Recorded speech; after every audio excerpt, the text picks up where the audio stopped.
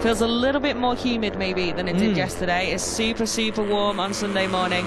But yeah, this track is just beautiful. And as you can see, there is a bit of a line now that you can see there, that darker patch that's the racing line. So it is certainly getting better bit by bit. And I don't think we've had any rain to ruin the grip that was accumulated yesterday. No, I think it's been dry overnight. The main thing for this race is plenty of them found out, the likes of Gun Mie and Carter Thompson, they do not want to diverge too much from that racing line. It can be very precarious for them, but that's a risk you've got to take if you want to make some overtakes. Turn 16 very inviting, as is turn 17 here. Yeah, it's a stunning last little sector, that, isn't it? So yeah, we'll see what it brings us this time around. Yesterday, surprisingly little drama in that podium fight on the final lap.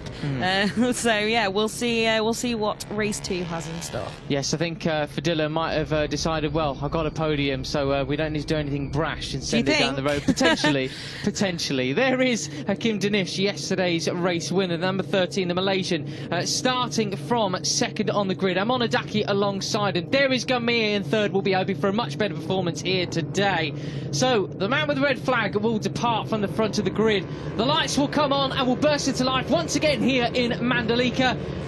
We're getting ready to race in the Asia Talent Cup. Race 4 of 2022 is go, and it's a great start from Danish. Little bit delayed from Amonadaki, and it looks like Danish who will be getting the whole shot once again here in Mandalika. A trio of riders neck and neck, all three, nearly 4 abreast. The number 21 of Azawa just behind them, slotting into third, but it's Danish, yesterday's winner, who takes the whole shot. It is indeed, yeah. So a bit of a dream start then, and I'm sure Amonadaki will be ruining that, as if Danish gets out front, chances are he may be able to just pull the pin straight away given the pace we saw yesterday. But Adaki, nevertheless, good start, even though it wasn't the whole shot, because we did see him struggle a little bit more off the line in Qatar. Yeah, that's a pretty impressive start from all three of them, and they're keeping Danish in check at the moment. This is that flat out section then. Gun Mie, got to be cautious when it gets down towards turn 10. What sort of line will he take this time around? It's Adaki chasing down on Danish, who went a little bit wide through turn 10. Neck and neck, different line choices down into turn 10. Danish looking round the outside of Adaki. He chops his nose off. He goes so wide. So many riders going incredibly wide here at turn 10. Braking markers missed all around. Wow, goodness me. What sort of homework went on last night, ladies and gentlemen? What's going on? I really don't know. I really don't know. 4 abreast here almost as well. Crikey, yeah, that was almost like they all put the corner in a different place there, wasn't it? Yeah. But Danish, super, super ambitious and aggressive and making it work as well. So the number 13 in the lead still, and Mie so far much better Sunday for the Japanese rider in second. Well, they might as well have gone surfing, they were so far offline at turn 10. If you actually went a little bit further, you would have actually gone into the sea, Jen. So keep it tiny next time around. The biggest loser in that sort of section, though, was Adaki. He's been pushed all the way back to, I think, now 5th. So out front, coming round to complete the first lap, we've got Danish versus Mie, 2 veterans of the class now. Mie with 3 podiums here last year. He's just got to stay on the thing, and I think he could be in a run for the win. We've got Azawa chasing him down on his own in third place, I should say. But this race will be far, far, far from over. It will be far from over, and we saw a few feints there yesterday, and that time not quite enough room to get it done either. But it's already all go, isn't it, in the ATC? But we do have quite a gap between this duel for the lead and then Azawa in third, and then some more daylight back to that big freight train. Some definitely different line choices being taken then from Danish compared to Gun Mie there. Danish going a little bit wider through that turn 3 and 4 section. Mie keeping it a bit tighter, a little bit neater, chasing him down. I wonder what sort of move he'll be looking to make as we approach turn 10 once again, as Fadilla goes very wide at turn 8.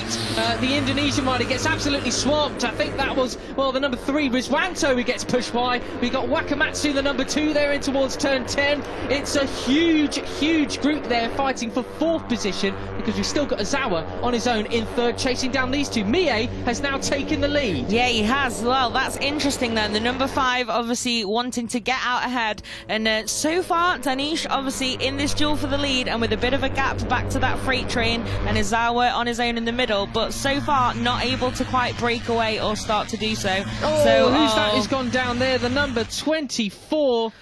Oh, that's Zachary Akbar, another Indonesian wild card. Yeah, that's a shame then, especially when you're a wild card, and it'll be maybe we'll see him back on track later in the season. We are yet to see, but yeah, so at least rider okay, we can easily see there, so maybe he'll be able to get back in the race and get a bit more experience. But over the line then, here we go, and it's still Mie in the lead, the number 5.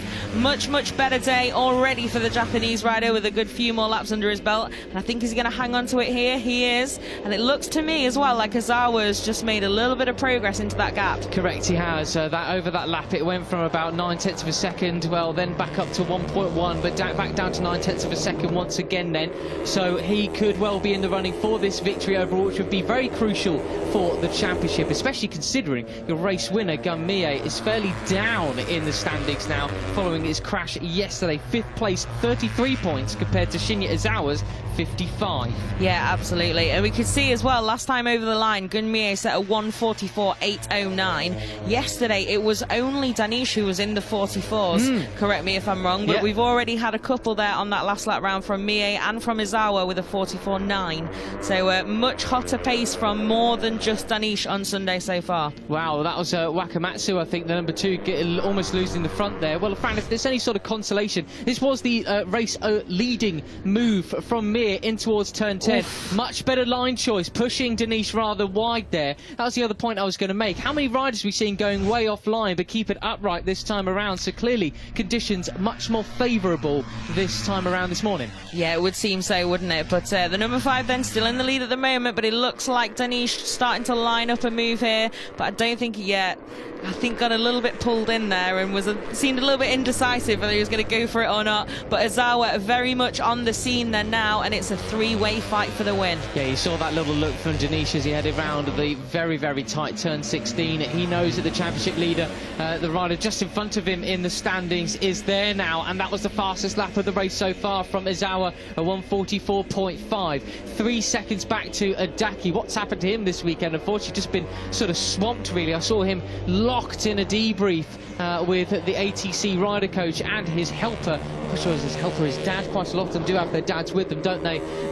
But Adaki wasn't looking overly happy with yesterday's performance, understandably so. But hey, for a rookie, P4, I'm not complaining. Yeah, exactly. I think it's one of those, isn't it?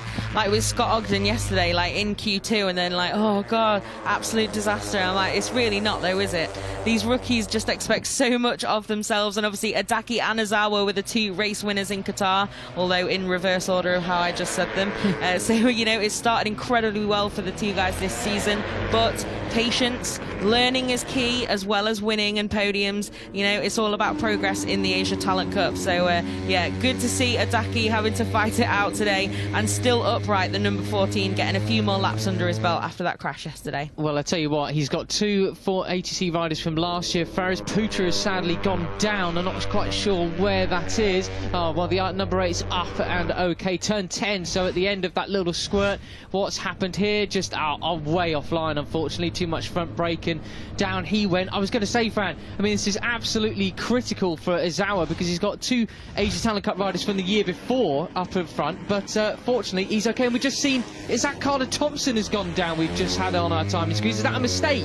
I think it might be. I just pointed it at it for you as well, but on the graphics on the screen, certainly we have the number 6 still in 7th place. It's not come up on the main screen, he's so maybe the line now. It should have been the number 8 of Faris Putra then. So no panic, Australia. So far so good. Thompson still in that freight train battle behind this trio, battling for the win, I believe. Meanwhile, whilst we've seen the replay of that crash from Putra earlier, Gun Mie's gone from 1st down to 3rd place. He has. So and look at the difference in line choices there. I was noticing down in towards turn 10, Hakim Danish takes a very late braking line. Unfortunately, Ozawa had absolutely nothing for him. Much earlier breaker into that section of the track. But what about here? Knee down whilst absolutely flat out on these Mini Moto 3 Hondas. Here we go in towards turn 10. I don't think any of them are going to be close enough to make an overtaking move, or will they? Ozawa still just, Danish is just such a strong breaker into that deep braking zone. Yeah, absolutely. You see the number 21 there starting to think about about it, but not in the end. And there are still plenty laps to go in this race too.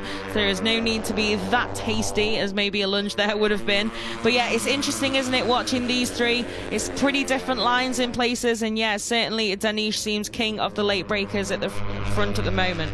Well, as the live championship is out there, if it finishes in this order, you'd have Danish 3 points behind Izawa in the standings. Al Sahuti a bit further down. So this is a really crucial classification we've got at the moment for the overall championship standings. There's a long season to go yet, of course, but this is that's already starting to get nearly a race win's worth of points behind for positions at 3 and 4 in the championship, if it stays as it is now. Yeah, exactly. It is quite a chunk, isn't it? And as well, with quite a long break coming up for the Asia Talent Cup, psychologically, I'm sure there are a lot of guys in this field who want to at least sign off these first couple of races with a really, really solid result, especially the likes of Adaki and Mie, who had a bit of a difficult Saturday. But fastest lap then that time around was Hakim Danish, as you can see on your screen, a new all-time lap record. So it's a few tenths better than Gun Mie's practice time that was previously top of the pile. So it's good pace from Danish once again. It's just not enough to break these two and get away at the front this time around so far. Yeah, I tell you what, Izawa certainly is doing a lot of learning on these laps, because he's really able to reel in Danish in those turns 3 and 4, and Danish goes wide in towards turn 8 there, so really cut across the track. Got to be careful, because actually that could be deemed as a shortcut. I was going to say, there is a lane you're meant to go through. I think that is definitely getting towards cheeky territory. Obviously it was a mistake, but it's not one that he's really lost out from, so he'll have to be careful, the number 13. Track limits are important, as are shortcuts. We've seen plenty laps cancelled, even in the Premier class of Grand Prix racing this weekend, with riders just cutting bits of the track. There's track limits and then there's shortcuts. Exactly, yes. There's like just over into the green, and then there's actually didn't really take the